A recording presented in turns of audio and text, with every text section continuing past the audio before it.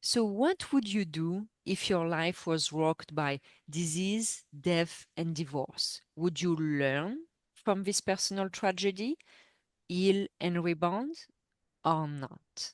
So, my guest today is a fabulous woman who I met through LinkedIn, yes, believe it or not.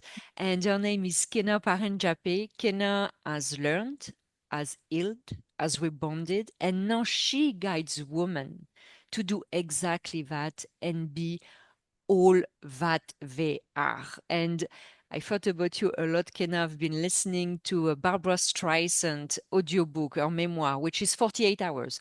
And she and she mentioned a lot about being all you can be.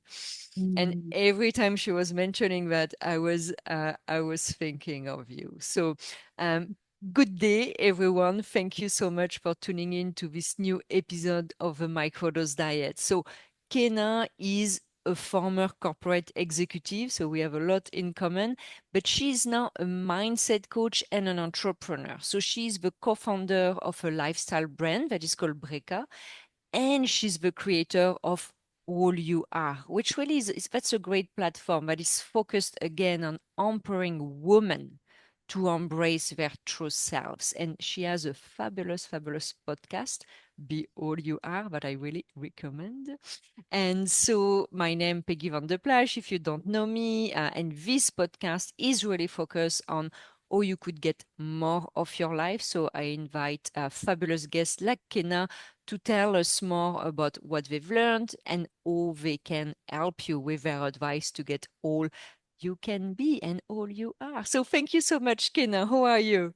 Oh, I'm great. And thank you for that beautiful introduction, Peggy. I'm so happy to be here. Yeah, well, I'm so, so, so happy every time I see you. It's always a delight. So I'm very excited. So you have experienced, personal tragedy, not once, not twice, but really multiple times. So how did that experience or these experiences changed you and made you who you are today? Yeah, so I feel that these experiences allowed me to know myself in a way that I wouldn't have otherwise. Hmm. Because I think that for so many of us, we grow up and people are telling us how to think and what to Yeah, think and how to believe and what to believe. exactly. And so we project that onto our future. Hmm. Hmm. And we just kind of go along and do our thing. And we, pay attention to what we like and don't like and things like that. But that sense of self, unless we've been taught how to connect to that sense of self, um, it very much feels like we're operating from the outside in. Hmm. And my experience through, first losing my dad and then later my husband at a young age really forced me at these points to go within. Yeah. So, when these things would happen, at first I would look around me and I would ask for advice and I would ask for help and support. And while I received help and support, absolutely, it wasn't always, the advice, again, is someone else filtering it Yeah, through their own experience. exactly. And so it wouldn't always resonate with me or wouldn't always land with me. Yeah. And I wouldn't necessarily feel equipped to then handle what came next. Hmm. And when I started to realize, wait a minute, you you have access to that within you. You have access to how to move forward within you. Yeah. And that's when I started to feel more empowered, even in these situations where I felt extremely powerless. Yeah, yeah. Yeah. Did you, and well, I'm going a bit off topic, but you mentioned obviously the passing of your dad, the passing of your husband after a long disease. You had Mhm. divorce as well. I mean, you Mhm. had most of the extremely challenging experience one can get in their lives. You went through all of them fairly young. I mean, at your Mhm. age, going through all of that already, that's a lot. Usually, people maybe when they're 85, they've had Yeah. as many, but not that young. So I hear absolutely what you're saying with the idea that people filter their own experience, and some people are also very, very well intentioned, but they're projecting. Some are not always that well intentioned. I want to put that out there as well, but did you also have, you were a coach, I'm a coach. Did you have also support that created that space, or you really worked on your own with, I don't know, books and videos or things like, or a mix of everything? Yeah, so at this stage, I think I had done some therapy, but a very small amount. And then it was really just my love of reading and Okay. really finding my coaches through the books that I was reading Yeah. at that stage. Okay. Later, I think I got hooked on this sort of idea of how resourceful we are and that there are ways to tap into that resourcefulness.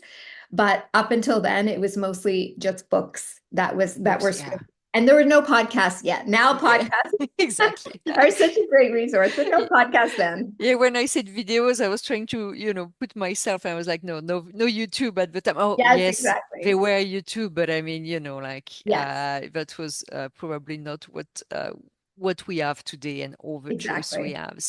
Um, so all these insights that you learned the very hard way, how did you channel it back into your daily life? Because very often what I see is that we compartmentalize. So Yeah. maybe we're okay if another big thing happened to us, but we're not able to bring that resilience back or that authenticity back in our day-to-day life. And you're a mom as well, which I think is very important because you can thankfully teach another individual, to be resilient from the inside out. Guidance, I Yes. guess you didn't have, and I didn't have either, so. Yes, absolutely. I mean, I think that that is the thing, right? It is a practice. I think everything in life worth learning needs to be practiced. And unfortunately, I was in a situation where especially, when my dad passed away, that was sort of a blip in time. And I think you're right. You kind of go back into your old ways of thinking and programming. But when my husband got sick, he was critically ill for 4 months, but then he had an illness that needed to be managed for almost 8 years after that before he Yeah. passed away. Mm. So in a way, I was still very much in it, and there wasn't like a impending ending or a Yeah. pending opening for me to feel some relief. So, in a way, I was forced to sort of practice this in my daily life. I didn't want my life to stop. I didn't Yeah. want to stop focusing on the things that mattered to me or, a business idea or working. And so I really needed to learn how to bring all of the things that I was learning, not just to get me through emergency situations, but to bring them into my daily life. Yeah. And so, in my situation, I was kind of like pushed into that situation where I needed Yeah. to practice it. But I think that that is the piece that we forget is how are you then integrating what Yeah. you've learned or experienced into your everyday? Yeah, and I see that very vividly when people tell me they're going for psychedelic experience, and what I mean by psychedelic experience for people who are listening and don't understand what I'm talking about is, you go for a ayahuasca trip or a mushroom trip, and for 7, 8 hours you live alternate reality. I guess that's the way to say it. Uh, but the learnings and the experience you had, you need to bring that back in your daily life. You need to integrate it. Otherwise, well, you had a nice journey, but nice or not nice, depending on what happened to you. I don't, my first one was not that nice, to be honest, but whatever. But and that's why I find working again with coach like you really help because the I think it's very difficult for most of us. We are so much in the day to day Mhm. that you need that third person view. You need that weekly or bi-weekly check-in Mhm. because otherwise you're just, and I don't know, maybe some people are more disciplined than I, but otherwise I think the integration is difficult. What's your thought on that? Yes, absolutely. And I have gone through that experience myself. A few years ago, um, chose to do a psychedelic journey as part of my healing journey, and we've talked about this before. And I think maybe because I have been so committed to a practice for the Mhm. last, 10 years or so at this point, I really took to heart the the suggestion or the notion that 80% of the benefit you get from an experience like that comes from the integration Mm-hmm. afterwards. Mm-hmm. Because if you don't, and the way when I talk with women about it, I say it's sort of like otherwise you'll just look back at it as if it was some incredible, or as you said, depending on your experience, maybe it's not incredible, maybe you describe it differently, but you look back on it as like a vacation you had, like like you Yeah. just like it's like this sort of blip in your mind of, oh, remember that feeling, but you don't know how to access it. Yeah. So I think it's like through anything that we learn, the practicing part is so important because then we don't have to dig as deep to access that Yeah. feeling or access that power. It's actually gets closer and closer to the surface. And so Yeah. you start to truly feel like you've reprogrammed yourself. Yeah. Yeah. But I feel that it never ends. It is like a commitment Yeah. to continuously do that. And you're absolutely right. I think that embodiment part Yes. is really important. And the never ending, I think for you and I, it never ends because that's who we are. We Yes. always want more, we always want more, we always want more. Which I mean, the quality until it's not, I guess. But for some people, I think that's fine. They just want to, okay, how do I manage my daily life at Yes. home, at work? And once they found that balance, they kind of stay there. And I think that's great to be able to also be content and not Yes, absolutely. always running.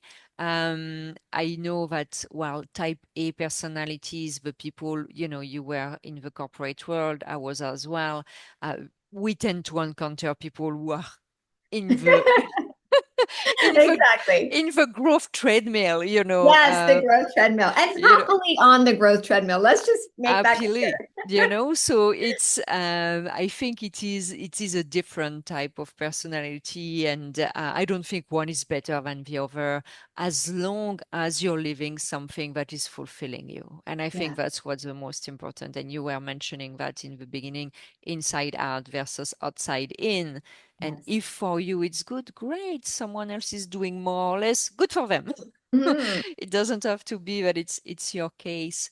um I have a question that I'm always playing with in my head, because, like you, I had my fair share of personal tragedy, not as acute than yours, let's be honest, but enough to ask myself, do we need, from your perspective, personal tragedy to Mhm. become all that we are?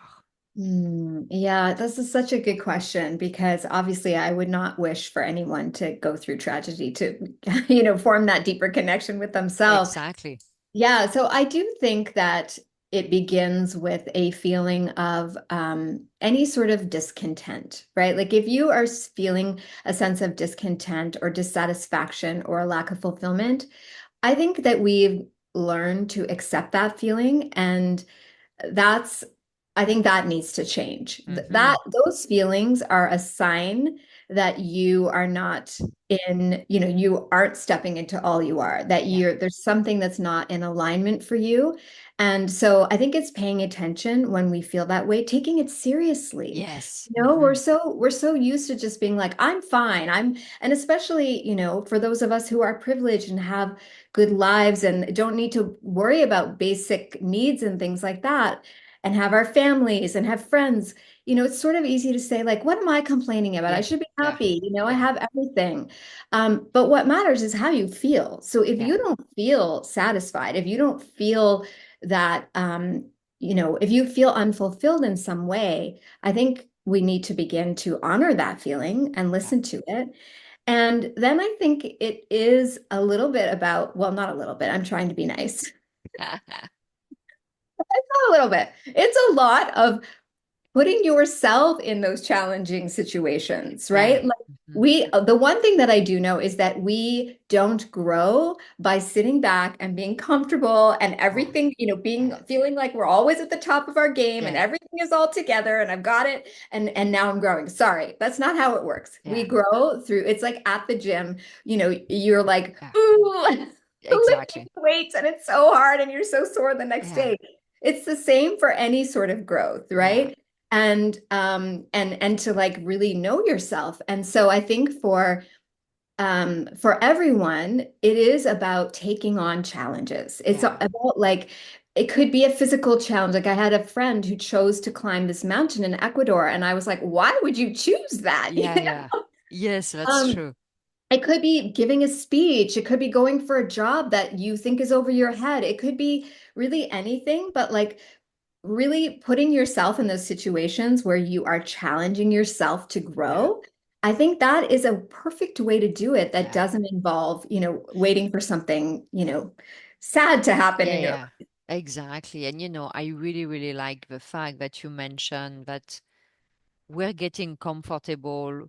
with unhappiness and discontent. And maybe unhappiness is a strong word, but dissatisfaction. Mm, And for sure, you don't want to become obsessed with every little things that is not yes. falling exactly into place, but there are patterns. And if, there is a pattern that is happening that is really, annoying you, ignoring it first, it doesn't honor you as a human being. It means what Right. you feel is not important. And Mhm. second, there is a reason you feel that way. And there is, I'm like you, I had parents was like, oh, well, you cannot complain. You have children who have like worse life in other countries and whatever. And you're like, okay, oh, is it changing, my situation, but, Yes. but that is the type of thing now we're telling ourselves. Mm. And, I don't have children, you do. And I'm always so happy when I see people like you having children because I'm like, yes, we're going to have a next generation that is way more enlightened, younger, Mm. and who's going to manage life in a different way. That's why I love working with parents because I'm always hoping that, it will trickle down. Yeah, absolutely. I think about that too. And even with my own daughter who just turned 8 this past September, I feel like a big responsibility, even more so as she gets older. And you used the word embodiment earlier. And I think for me, that is really it. Like, I can't sit down and talk to her and talk at her. She Yeah, needs to see it in me, right? Like I exactly. am that is the most powerful way to teach her is by showing her. Yeah, And I can only show her if I truly embody it myself. And I take exactly. that as she gets older, even more, with a heavy responsibility that I Hmm. not heavy because it's a beautiful thing, but No, no, but yeah, big, important. exactly important. Yeah, yeah, it's important to the world because, children obviously are living in society already now. They are impacting a lot of, other little kids, their teacher, da da da da da. And then, the older they get, the more they impact. And I am always looking at that and thinking, oh my God, when I see some parents are like, what the fuck is gonna happen with the kid? I know. I'm like, I know. it's not good news. Yes, So it's, for me, it's always a blessing. I'm always like, oh, can we have more children in people, enlightening family and less in, and that has nothing to do with the wealth, that's the right. education, the Yes. what, like it's more like, Mhm. okay, are you even aware of what's Mhm. happening? And are you Mhm. just passing on your trauma? Or are you embodying the next version? And I'm sure your daughter is going to embody an even better version. More, And her daughter, exactly. and that's Incredible. exact. So I always love to ask top three advice because I want people who, watch this podcast, listen to it, or read the transcript in the newsletter to get something that they can use for their own betterment. So what would be your top three advice for people who are listening who want to kind of benefit from your experience without having to go for the hardship? Absolutely, absolutely. Okay, so I think I already shared one, and I think this one's important. So it's going to be the first one, which is to challenge yourself, Yeah. right? So if you're listening to this podcast or reading the transcript, I want you to like before the end of this year, think of some big goal or dream that you want to focus on and really implement how you're going to move forward towards it in your life. Like, and it could be a physical challenge, it could be starting a business, it could be wanting to, like I said, speak on a stage, it Yeah. could be starting a podcast.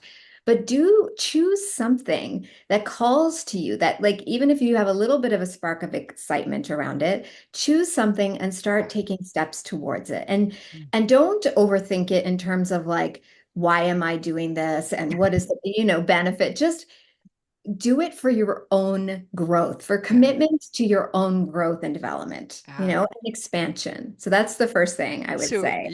I started with myself a yes challenge a few years Ooh, ago. So I love it. every month I was doing something I had never done before, Oh my gosh, perfect. or I would say yes to something I would not. So, for example, someone would invite me to a concert. I'm not a big live event person, so I would always say no. Then I would say yes. I started, but not I started, I did it once. What do you call that? Like a Norwegian skiing. So Oh, yeah, yeah, yeah. so I can do downhill, but I had never done that. That was a Okay. catastrophe. But I tried it. So, and it was, it's good for your brain because, okay, Yes. where do I go? How do I rent my equipment? How do I Yes. put the shoes? How does that, just that? Actually, it's an experience that I will probably never forget while it lasted 2 hours. Yeah, incredible. You know? There is something, and I feel like this is a topic that you hear a lot about recently too, is creating those awe-based experiences, right? Yeah. Where you feel the sense of awe of like, wow, I Well, can't believe this you did this that. one Or was more like but yes, but yes, I know what you mean. yeah, I love that. I mean, it could be either, honestly, but it's so true. Like putting yourself in a situation where you're not the expert, where you're not like, it's the easy thing to do. You do it on autopilot. No, you Uh, need to like do those things. I love uh, that. uh, So yeah, that's my first one. My second one is part of what we were talking about earlier, which is practicing, right, on a mhm, daily basis, the things that you're learning. And so for me, that involves some kind of spiritual practice. And mhm. when I say spiritual, I'm not talking about any denomination. I said the Yeah, right word. Yeah. Not any religious thing yeah, necessarily, but it's more about um, just time for you to get quiet. Right? Like whether it is a meditation, a guided meditation, or just a quiet sitting in silence, whether it's going for a walk with, soft music or without any music at all, just yeah, listening to nature, journaling, just giving yourself time to check in with you, because yeah, I think that's something it amazes me now because again, I have this habit after all those years of difficulty where it was sort of that's what kept me going was having that practice. mhm, But it mhm. amazes me how many women and men too don't take even a few minutes to Yeah, themselves to yeah, check in. yeah, yeah, yeah, And I think that's really important because in those minutes, you first get a sense for how you're feeling. You can set some intentions of how you want to feel, how you yeah. want to approach your day. And that can make a world of difference. And it doesn't Mhm. take long, you know? It asks you to be present. And I Yes, think that's the challenge for that's most people. right. So it's like, oh, it's things that are obvious, but you need to think of it. Or maybe you put a post-it, whatever. But Yeah, then if you do it, what if I feel despair most days? And yeah, then you're opening the Pandora box. So yeah, I really like what you're saying because it's okay, let's bring to your consciousness what's happening yes. here. Because if you don't know, or if you're pushing it down, you cannot solve it. That's right. And let's be clear. If you push it down, it Oh, is going to come bursting through. It's coming. So if you think you're like getting somewhere by pushing yeah, it down, you're not. It's yeah, eventually going to explode like a volcano. So exactly, exactly. Yeah, and then the third thing I think is it's so important to connect with other people who are on that similar path, right? If absolutely. you're surrounded by people who are kind of status quo and doing their own thing and keeping up Yeah, with the Joneses, yeah, it's very easy to feel that it's a stretch for you to do anything beyond that, right? yeah, You sort of hold yourself to the standards of the people around you. So it's important to kind of look around at the people that you're spending time with and consider expanding your community yeah. or your network so that you are surrounded by people who are focused on their own growth and development and uplifting other people on that path. Yeah, and you know what? It's at first I love it. For the longest time, I didn't do it for myself, and Mhm. I thought my friends were that community, but I don't think it's that. I think you need a different type of group, and I know, and it's a good transition because I'm sure everyone was listening is like, okay, I want to coach with that woman. She's amazing, and one thing you offer is this workshop and this group. And I really, really like this idea of community, not because, okay, that's your friends from high school, but because it's someone who has the same interest than you have, and it's very Yes. different. So can you tell us a bit more about, well, where people can find you, how can they work with you, all of that, because I'm sure everyone is on the edge of their seat right now. Thank you, Peggy. Yeah, so I mean, my sort of hub is my website, which is allur.ca. On there, you'll also find my podcast that Peggy is also going to be on soon, and that's called Be All You Are. And I host many times a year, I host sort of some free master classes and workshops, which I announce through my email list, which you can sign up for on my website or through my Instagram, which is Kena, Kena underscore all you are. Mhm. I'll And put all of that in the show notes as well, so amazing. people can find you. Yeah. Amazing.